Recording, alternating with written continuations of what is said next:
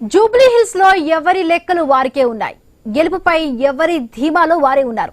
Exit polls మాత్రం కాంగ్రెస్ కు పట్టం కట్టిన బీఆర్ఎస్ మాత్రం జనం తమకే పట్టం కట్టారని విశ్వాసంతో ఉన్నారు. దీంతో గెలుపు తమదేనని ఎవరికి వారు లెక్కలు వేసుకుంటూ ఉన్నారు. తమ గెలుపును అడ్డుకునేందుకు కాంగ్రెస్ పెద్ద ఎత్తున అధికార దుర్వినియోగానికి పాల్పడిన చివరికి విజయం తమనే వస్తుందని గులాబీ పార్టీ స్పష్టం చేస్తోంది. ఇక మొదటి నుంచి డిపాజిట్ సాధించడంపై దృష్టి పెట్టిన కమలం నేతలు తమ లక్ష్యాన్ని చేరుకున్నామన్న సంతృప్తి వ్యక్తం చేస్తున్నట్టు తెలుస్తోంది.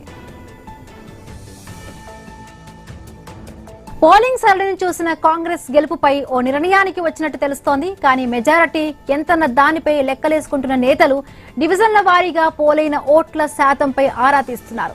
ఫైనల్ గా నవీన్ యాదవ్ కి 20,000 మెజారిటీ వస్తుందన్న నమ్మకంతోనే ఉన్నట్టుగా టాక్. ఇక అంతగా పోలింగ్ జరగని బూతుల్లో కారణాలను వెతికి పట్టుకునేందుకు మంత్రులు ప్రయత్నిస్తూ ఉన్నారు. ఇక మెజారిటీ సంస్థల ఎగ్జిట్ పోల్స్ బీఆర్ఎస్ ఓడిపోతుందని ప్రకటించినా ఎవ్వరూ నమ్మడం లేదు.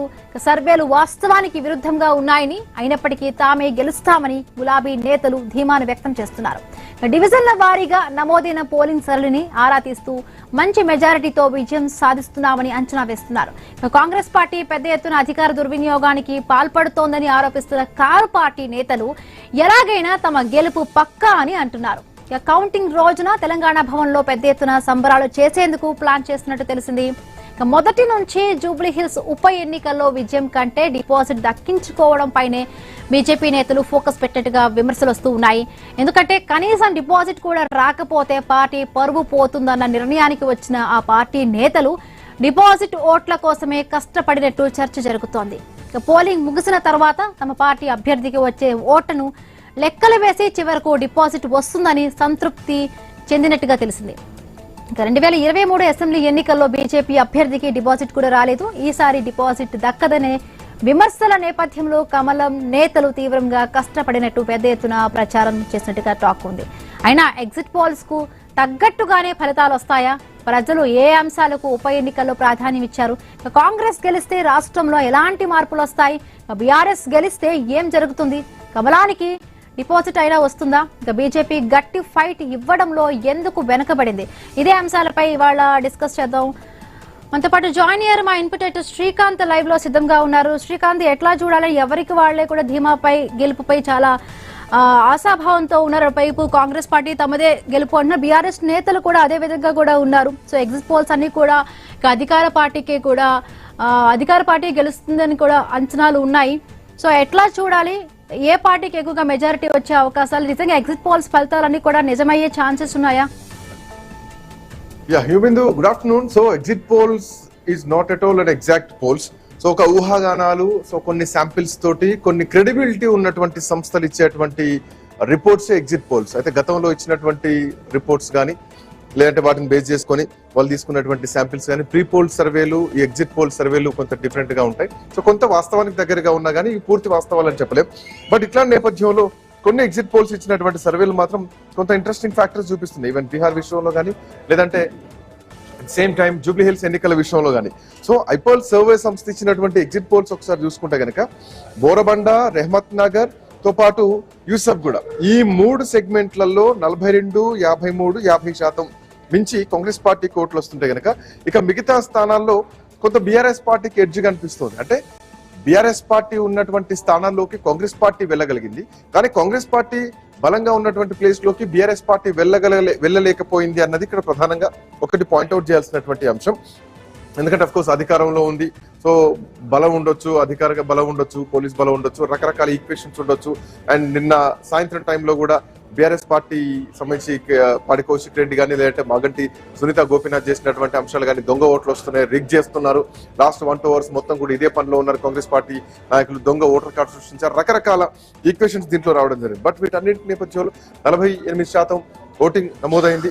సో అఫ్ కోర్స్ గతంలో ఎలాంటి ఓటింగ్ వచ్చిందో అంతే వచ్చింది. 50% దాటుతుందేమో, 50-53% అనుకున్నా కానీ అంతవరకు వెళ్ళలేదు.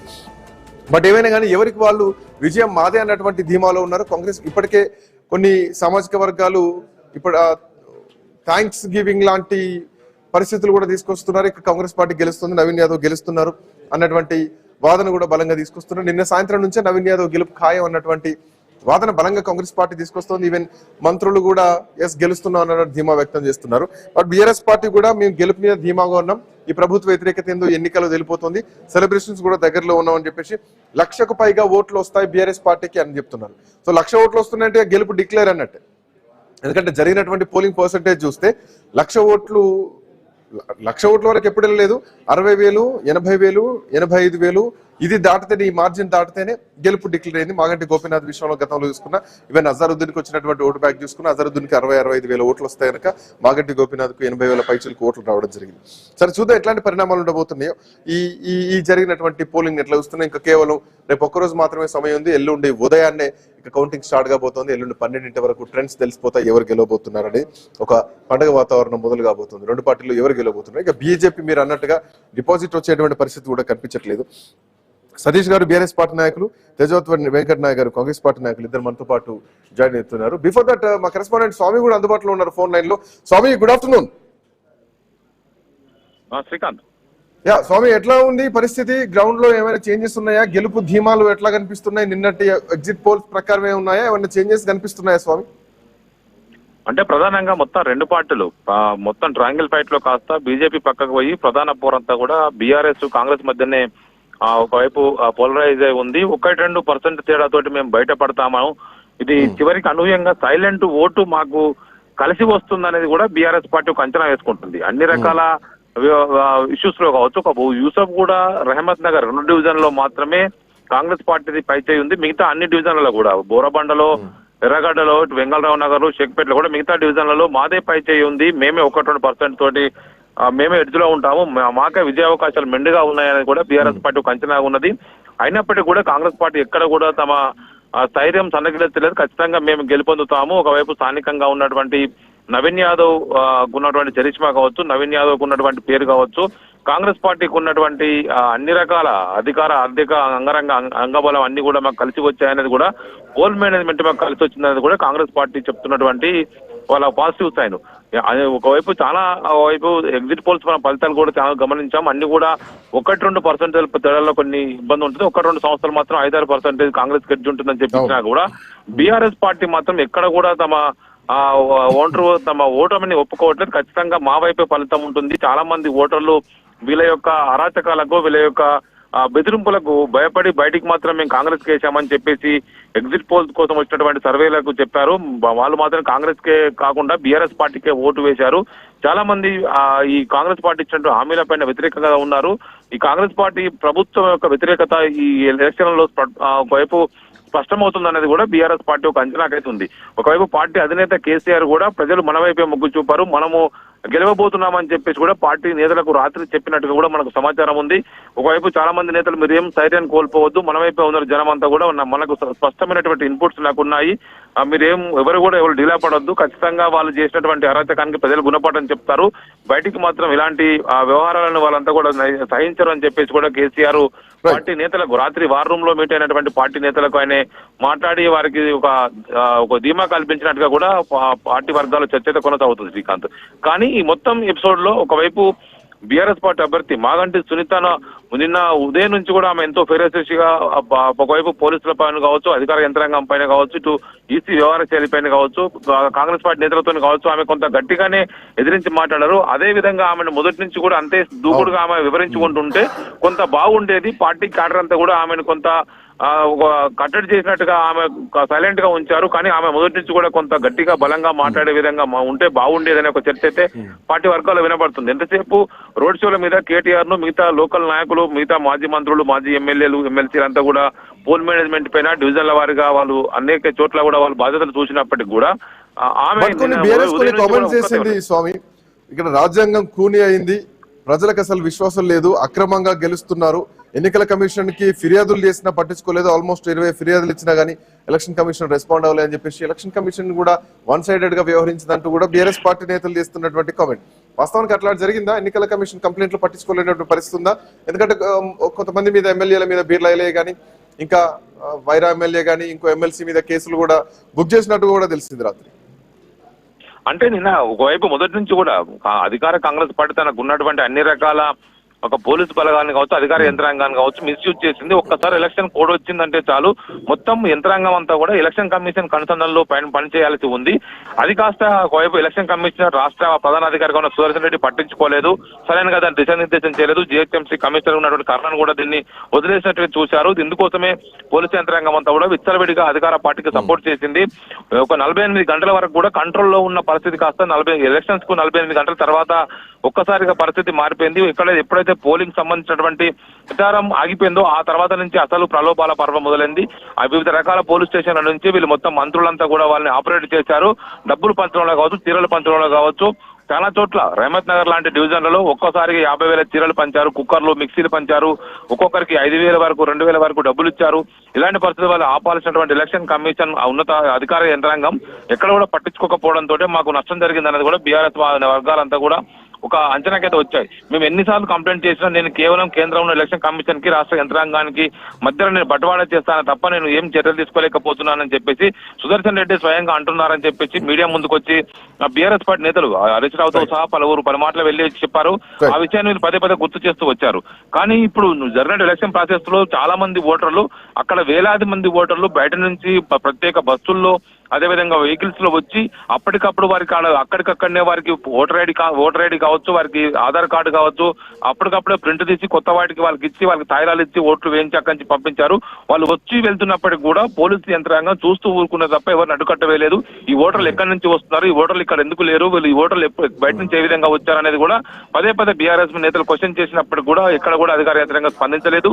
మరోవైపు election model code of conduct లో ఒక్కసారి కనుక ఎలక్షన్ సంబంధించి ప్రచార సరళి ముగిసిపోయిన తర్వాత అందరూ ఆ స్థానికేతరులంతా కూడా అక్కడి నుంచి వెళ్ళిపోవాలి. అలా వెళ్ళిపోకుండా వైపు ఎమ్మెల్యేలు, ఎమ్మెల్సీలు అంతా మంత్రులు అక్కడే తిరుగుతుండడం కూడా కొంత వివాదాలకు తావిచ్చింది. ఇరు వర్గాలు ఒకరిపై ఒకరు కాంగ్రెస్ బీఆర్ఎస్ నేతలు ఫిర్యాదు చేసుకున్నారు.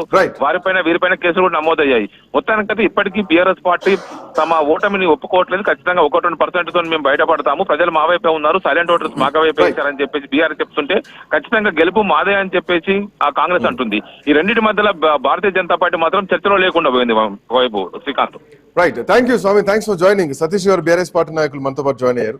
సతీష్ గారు, గుడ్ ఆఫ్టర్నూన్. సతీష్ గారు వినిపిస్తుందా? ఐ థింక్ సిగ్నల్ ఇష్యూ ఉన్నట్టుంది, వాయిస్ బ్రేక్ అవుతుంది. PCR please check. మొత్తానికి ఒక పోటాపోటీ వ్యవహారం మాత్రం కనిపిస్తుంది. ఇప్పటికీ బీఆర్ఎస్ పార్టీ ధీమాగా ఉంది. సో మహా అయితే 2-3% ఓట్ల తేడాతో అటు ఇటుగా బీఆర్ఎస్ బయటపడుతుంది అన్నటువంటి ధీమాను వ్యక్తం చేస్తోంది. కాంగ్రెస్ పార్టీ ఇప్పటికే గెలిచిపోయినా అన్నటువంటి ధీమాలో ఉన్నారు. అయితే దీని వెనకాల చాలా కారణాలు బీఆర్ఎస్ పార్టీ నాయకులు చెప్తున్నారు. అధికారులు ఎన్నికల కమిషన్ 1-sided గా వ్యవహరించింది. అండ్ మోర్ ఓవర్ ఎన్నికల రోజు పోలింగ్ జరుగుతున్నటువంటి టైంలోనే 50,000 చీరలు పంచారు, 5,000 రూపాయలు డబ్బులు ఇచ్చారు, బిర్యానీలో కూడా డబ్బులు పెట్టించారంటూ కూడా మాగంటి సునీత గోపీనాథ్ చేసినటువంటి ఆరోపణలు. అక్కడ ఫంక్షన్ హాల్ తీసుకున్న ఫంక్షన్ హాల్ కేంద్రంగానే డబ్బులు పంచారు అన్నది ఇంకొక ఆరోపణ. అండ్ మోర్ ఓవర్ ఎన్నికల అంటే ప్రచారం అయిపోయిన తర్వాత ఎవరు కూడా నియోజకవర్గం ఉండదు, నియోజకవర్గ పరిధిలో ఉండదు. అట్లాంటిది కొంతమంది ఎమ్మెల్యేలు, మంత్రులు అక్కడ పర్యటనలు చేశారు, వాళ్ళను ప్రలోభపెట్టేటువంటి ప్రయత్నాలు చేశారు. డిప్యూటీ సీఎం కాన్వాయ్ కూడా అక్కడి నుంచే వెళ్ళింది. ఈవెన్ మల్లు రవి కూడా పోలింగ్ బూత్ల నుంచి ఆ కాన్వాయ్ తోటి వెళ్లారు. ఎమ్మెల్సీలు, ఎమ్మెల్యేలు, బీర్లాయలయ్య కానీ ఇంకా వైరా ఎమ్మెల్యే కానీ, సో వీళ్ళంతా కూడా అక్కడ ఉండి ప్రలోభ పెట్టేటువంటి ప్రయత్నాలు చేశారు. మంత్రుల డైరెక్షన్ లోనే ఎన్నికలు జరిగినాయంటూ కూడా అటు బీఆర్ఎస్ పార్టీ నాయకులు చేస్తున్నటువంటి ఆరోపణలు. బట్ ఏదేమైనా కానీ రేపు ఒక్కరోజు గడిస్తే ఎల్లుండికి ఎట్లాంటి రియాక్షన్ ఉండబోతోంది? అనుకున్నట్టుగానే ఈ సర్వేల ప్రకారంగానే కాంగ్రెస్ పార్టీ గెలుస్తుందా? బీఆర్ఎస్ పార్టీ ధీమా వ్యక్తం చేస్తోంది. సో బీఆర్ఎస్ పార్టీ గెలుపు ధీమాలో ఉందా? సతీష్ గారు, గుడ్ ఆఫ్టర్నూన్. సతీష్ గారు వినిపిస్తోంది. సో ఏం ఎక్స్పెక్ట్ చేస్తున్నారు? ఎట్లా ఉండబోతుంది అనుకుంటున్నారు? నిన్న ఎలక్షన్ ని అండ్ రేపు రాబోయేటువంటి రిజల్ట్ ని ఎట్లా చూస్తున్నారు? రిజల్ట్ తప్పకుండా బీఆర్ఎస్ దే అండి. జరిగిన ఎలక్షన్ కూడా పర్ఫార్మెన్స్, ప్రామిసెస్ బేస్ మీద ఓటర్లు ఓటేయడం జరిగింది. జరిగిన ఓటు పర్సంటేజ్ లో ఎక్కువగా వృద్ధులు, మహిళల ఓట్లు ఎక్కువ పడ్డట్టు, పర్సంటేజ్ ఎక్కువ ఉన్నట్టు మనకు తెలుస్తా ఉంది. అందులో భాగంగానే ఈరోజు వృద్ధులు, మహిళలు అంటే 100% 80% అన్న ఖచ్చితంగా బీఆర్ఎస్ పడే అవకాశాలు ఎక్కువ ఉంటాయి. ఈరోజు కాంగ్రెస్ వాళ్ళు అక్కడ ఎక్కడైతే ఆ పోలింగ్ బూతుల దగ్గర ఉంటూ పదుల సంఖ్యలో ఉండి భయభ్రాంతులకు గురి చేస్తూ ఓటర్లని ప్రభావితం చేసే దిశగా, ఓటర్లని భయభ్రాంతులకు చేసే దిశగా పనిచేశారు. అందులో భాగంగానే ఈ సర్వే రిపోర్ట్స్ వచ్చినాయి. ఈ సర్వేలు కూడా చాలా కొద్దిపాటి తేడాతనం ఉన్నాయి. బయట వాళ్ళు బీఆర్ఎస్ కి ఓటేసినప్పటికి కూడా బయటకు వచ్చిన తర్వాత వాళ్ళ పర్సనాలిటీలు, వాళ్ళ వేషాలు, వాళ్ళ భాష చూసి లేదా మేము కాంగ్రెస్ కి వేసినామా అని చెప్పిన పరిస్థితి తప్ప అందరు కూడా బీఆర్ఎస్ వైపే ఓటు ఉంది, సైలెంట్ ఓటింగ్ పడింది, బీఆర్ఎస్ గెలవబోతుంది అనేది మాత్రం చాలా క్లియర్ గా తెలుస్తా ఉంది. ఒకటి, కాంగ్రెస్ వాళ్ళు చాలా దారుణంగా 2 నెంబర్ టీషర్ట్లు వేసుకుని తిరగడం కానీ, బహిరంగంగా డబ్బులు పంచడం కానీ, లేకపోతే ఆశా వర్కర్లను మీరు ఉన్న జాబ్ పోదని బెదిరియడం కానీ, లేదంటే ఉన్న పింఛన్లు కూడా 2000 పెంచిన 4000 పెంచిన పింఛన్లు ఏమో కానీ ఉన్న 2000 పింఛన్ కూడా కట్ అయితే అని వృద్ధులను బెదిరించడం కానీ, ఇట్లా రకరకాలుగా ప్రలోభాలు, భయభ్రాంతులను చేస్తూ ఓటర్లను ఇబ్బంది పాలు చేసిర్రు. కాబట్టి అక్కడ కొంత భయపడి బీఆర్ఎస్ ఓటేసినా కూడా కాంగ్రెస్ ఓటేసినా అని చెప్పిన సందర్భంలో మీకు ఈ సర్వే రిజల్ట్స్ కనబడతా ఉన్నాయి. ఈ సర్వే రిజల్ట్స్ కూడా మీరు చూస్తా ఉన్నారు, 2-3% తేడా ఉంది తప్ప పెద్ద తేడా లేదు.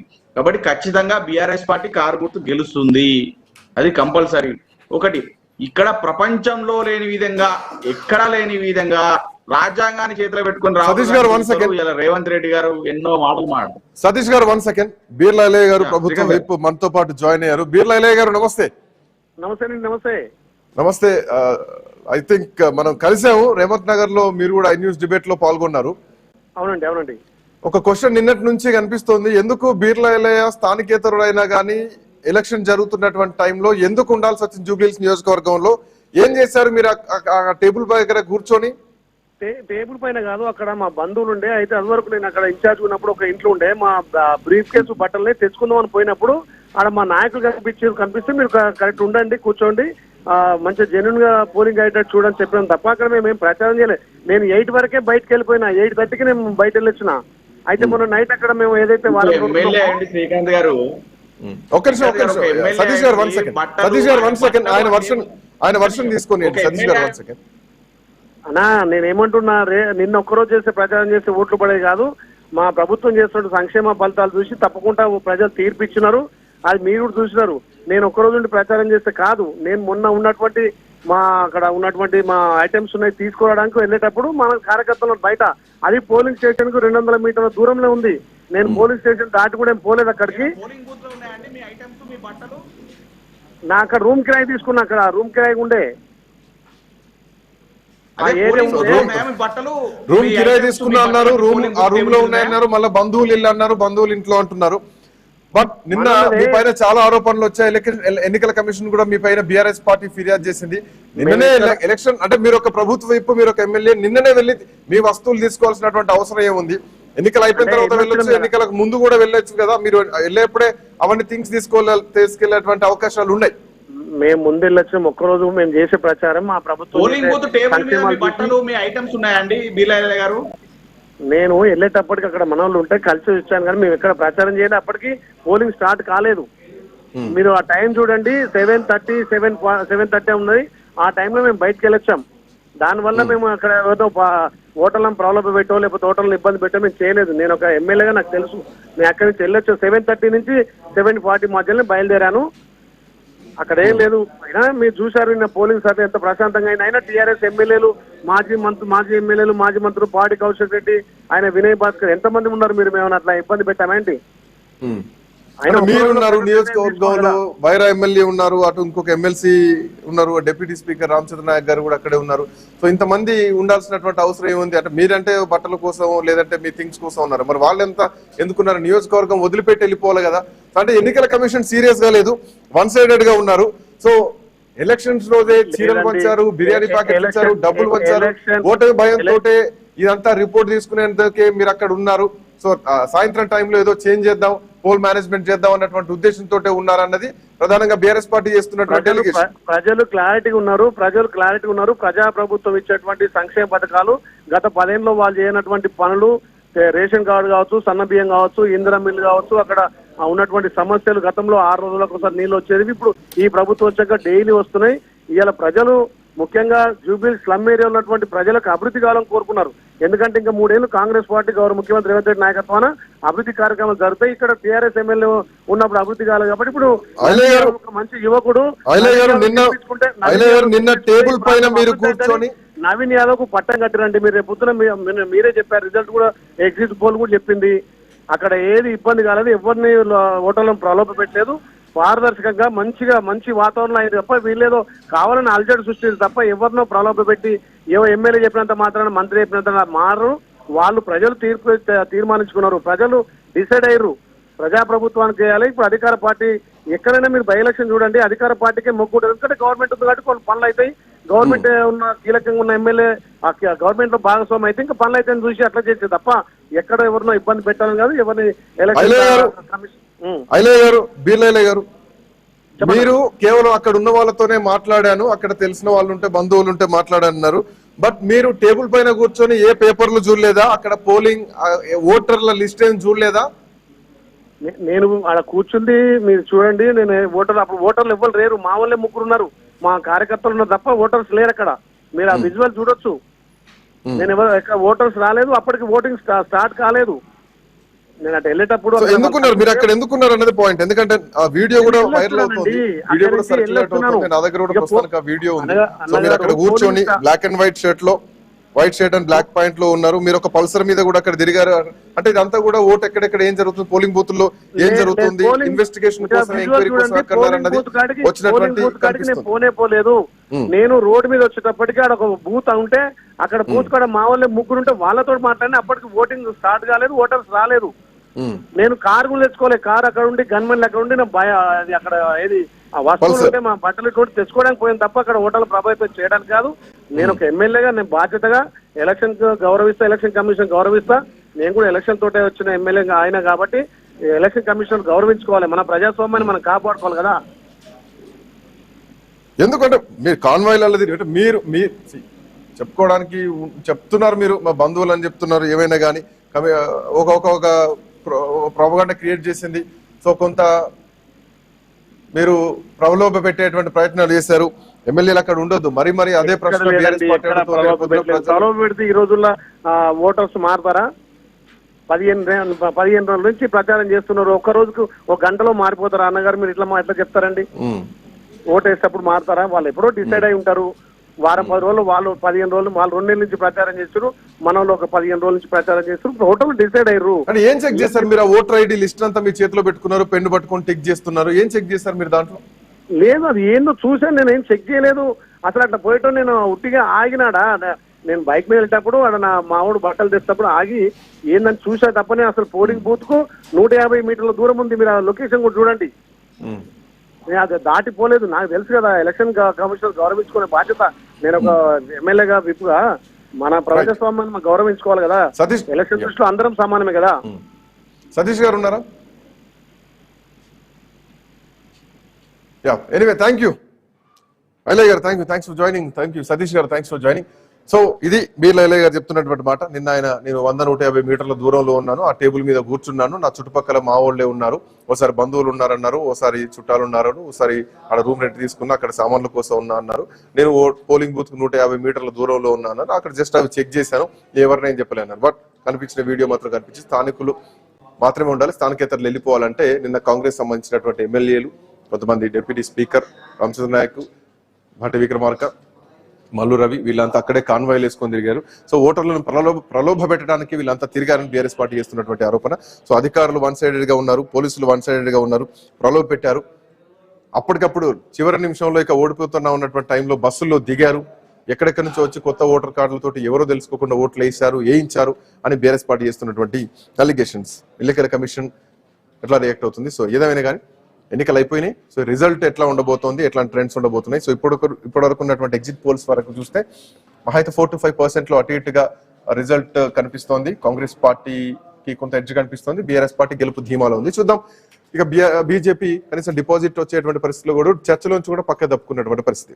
That's all for